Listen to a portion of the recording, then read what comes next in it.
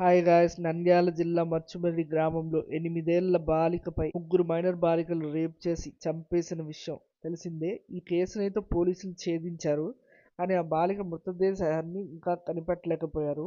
Case వివరాల్లోకి వెళ్తే, ఆ బాలిక మచ్చుమర్రి గ్రామంలో పార్కులో ఆడుకుంటూ ఉండగా ఈ మైనర్ బాలికలు తమతో ఆడుకోవడానికంటూ పిలిచారు.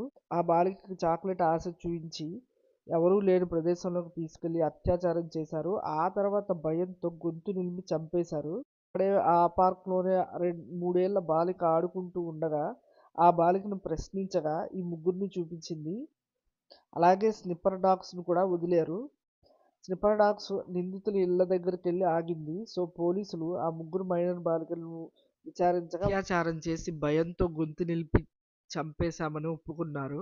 మృతదేహాన్ని వాళ్ళు ఒకసారి కెనాల్లో పడేశామని, ఒకసారి